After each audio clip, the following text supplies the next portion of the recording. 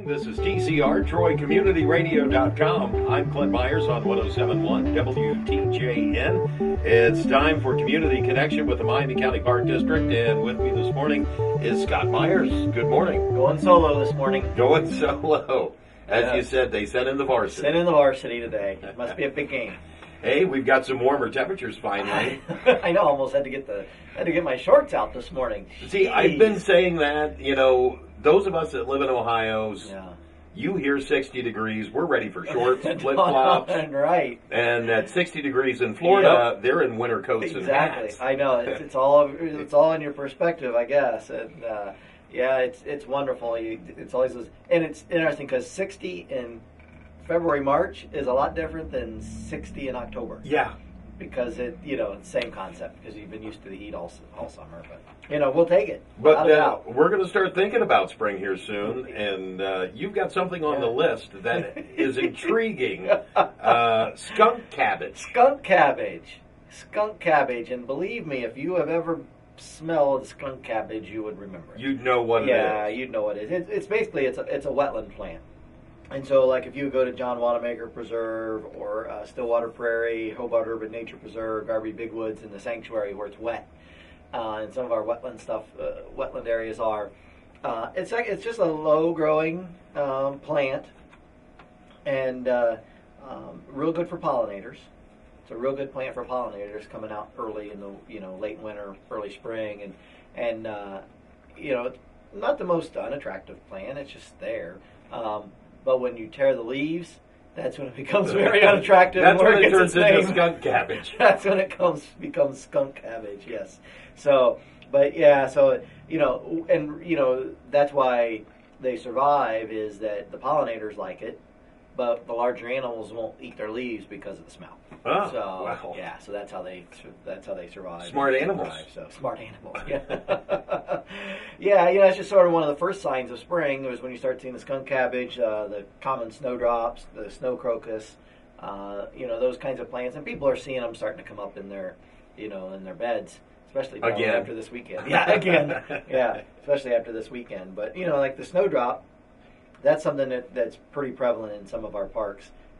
At Lost Creek and Stillwater and at Charleston, you'll start seeing those start to pop up. So those are the first ones. Yeah, those are the first flowering things you'll start seeing as the spring hits. And the snow crocus that blooms, that'll be blooming here any day as well, here late February, early March. So those are things that are people start seeing those and gets everybody excited. So head out to the parks and they'll start seeing some of those things starting to creep up, especially after this weekend. I was going to say, have you seen it? Is anything really popping up? No, not yet. But I have a feeling that after this weekend, it'll be a lot of that stuff will start popping up and hopefully stay up. Yeah, this time. Exactly. Yeah. You've got the Discovering Maple Ridge program, March 5th. And you're going to be making the maple syrup. We will be making the maple syrup. We've been collecting sap. And are you getting a lot of sap? Yeah, pretty good flow so far.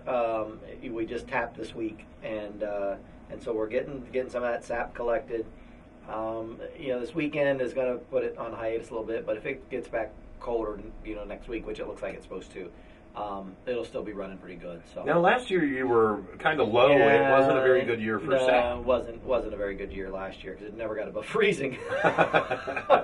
But this year we didn't get really down to freezing. No, just the opposite issue this year a little bit. But it's flowing, and we'll get some. It probably still won't be one of our better ones. Okay. But we'll still get enough that we'll be able to make some people be able to try it on March 5th. Wonderful. And that kind of thing. So that's what's fun.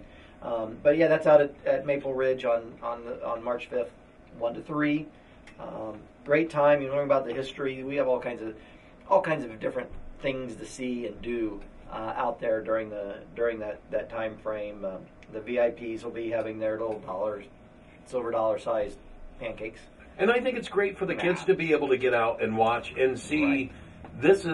It didn't come from a store. No, this is how it was made. No, back years ago, and what we did at Maple Ridge is that we recreated the sugar house that was there basically 100 years ago or so, and or 70 years ago, a long time ago, and including the cooking stove that the family there had built to make their maple syrup. And so it's a 3-tiered system, and we heated up, and Kerber Sheet Metal built some big stainless steel pans for us to burn the syrup down. But it basically you pour it in the top pan, it starts burning the Bring moisture. it to a boil. Yeah, it boils. The moisture flows out of it. Then it works its way down to the next pan, and it heats it up hotter, and goes through the same process, and goes to the bottom pan, and goes through the same process where it gets to where it's almost syrup at that point. And then we'll take it out of there. We'll put it on a regular cook stove to get it to the proper temperature to make it actual real maple syrup. So, but neat process that to learn and go and do, and we the Coy family did that years ago, and George Johnson actually was the first person that we have on record that actually used made the maple syrup out there. But it's just give folks a chance to see how it was made, and something different. Kids enjoy it. And they can get involved. It's more than just seeing how it's made. Oh, yeah. You participate. Well, that's right. We're always looking for volunteers to help collect the sap, stay out there and help burn it down. During the day, we'll put a sign out when we're out there on 185 that hey, we are making maple syrup, that we are burning it today, and depending on the weather, we could always use volunteers to go do that. And then contact Jessie Chernetsky in our office to volunteer at 335-6273, or you can email her at jrankinen, RANKINEN, at MiamiCountyParks.com. She still has her maiden name on her email address. We'll have to get that changed. It's confusing. But so the maple syrup this time of year, pretty cool. Good chance to volunteer, and not a real high intensive volunteering situation. It's more of a social gathering. It's social. You can get involved with parks. Well, it is. It's a great chance to get involved in parks and in the parks in a different way than what a lot of folks think of. So pretty neat deal, that's for sure. Well, we're going from cold temperatures and starting to warm up a little bit. It isn't going to stay here in the 60s. No. We've got some fluctuations to get through yet. That's right. Yep. But you've got, as always, a lot of great programs scheduled out of the park. We do programs year round. February 21st is the Dog Social Valentine Dog Lovers. A week late, but that's all right. So that's tomorrow from 1 to 3 at Charleston Falls. And then the following Sunday, February 28th, is the Naturalist Adventure Series Winter Tree Identification from 1 to 4 at Charleston Falls Preserve. So people can go out and enjoy those programs. And then on that Winter Tree ID program is the Storybook Trail.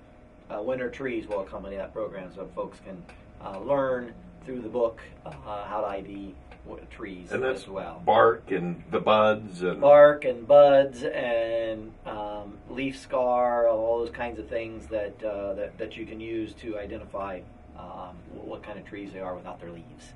Okay. So a little unique. And if you can learn to identify trees with their bark and those kinds of things, it will help.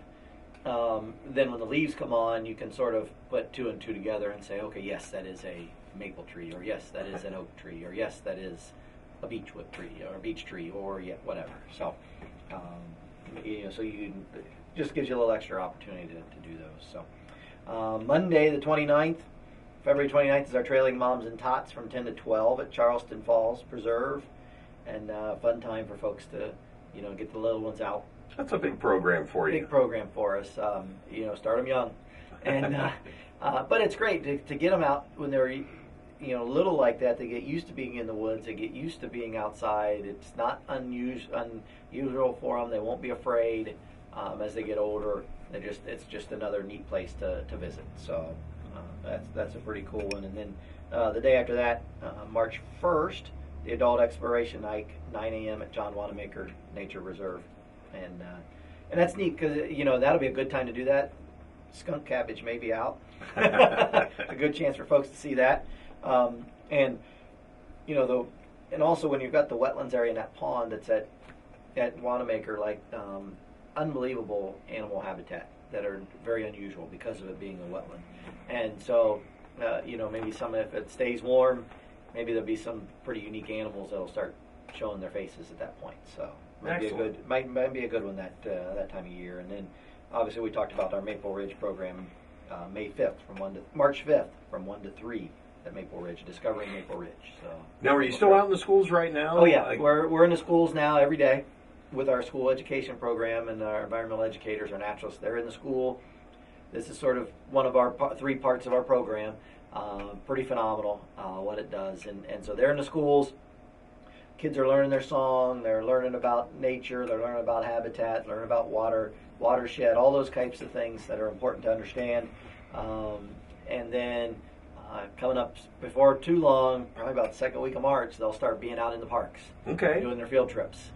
And then the banana slug. Banana slugs will be coming, I think, the week of May 14th, I think. Okay. Middle of May. It's coming up pretty quick. Pretty quick. Yes, very, very quick. So the banana slugs, the band will be coming in. So then that'll be the third part where the kids, the songs that they're learning now in the classroom, and they'll incorporate that into that day. They come out to Stillwater Prairie to do their song with the banana slugs. They'll get to participate in a whole bunch of other activities that we'll have for them out there. So now, what time do the parks open in the morning? We're 8 a.m. 8 a.m. And that's the latest they open. Our staff splits them up, and they have a rotation that they go through. So they're all open before 8 o'clock. So get the gates open. Yeah, get the gates open. Make sure there's no issues and things like that. From the night before. But yeah, 8 a.m. and then they close at sunset. All right. So folks go out and have some fun. So. And as we get into the warmer times, I know a lot of buddies that I've seen on my Facebook page are all excited and gung-ho. Some have even been out fishing already. Yeah. What, kind of go through what takes a fishing license? Yes. Well, basically, if you're going to fish in a navigable waterway, so the Great Miami River, Greenville Creek, those kinds of, anytime that's basically a river or stream, that needs a fishing license. If you're going to just do a pond in our parks, you don't need one. So if you want to go out to Stillwater, fish in the pond, don't need a license. But if you go to Stillwater and go down to the river, you need a license. Okay. So that's really the differentiation. River, license; ponds, no license. So, all right. Yeah. Just so make sure that we keep everyone safe. Yeah. Yeah, and that's one of the more common questions we get on a regular basis. So, well, do I need a fishing license to fish at Twin Arch Reserve in the ponds? No, you don't. Okay. But turn around and go 20 feet to the east into the river. Yeah, you do need one there. And you're going to be in trouble if you don't have one. Yeah, that's right. That's right. Jasmine, she'll come out and get you. She's the wildlife officer for Miami County. So. All right. So once again, folks can go check out the programs and things that you have online. Yes, MiamiCountyParks.com. If they want to, if they have a program that they want to go to, they can register. They can click on that program on the calendar and register that way. They can email us at register@MiamiCountyParks.com. Call us 335-6273 the old-fashioned way. All right. Angie will answer your questions. Thank you so much for being here this welcome. morning, Scott. No problem. Spring is coming. Oh, spring is coming. Can't wait till it lands on us. Exciting time. This has been Community Connection with the Miami County Park District. I'm Clint Myers on 107.1 WTJN for David Denoyer on TCTV.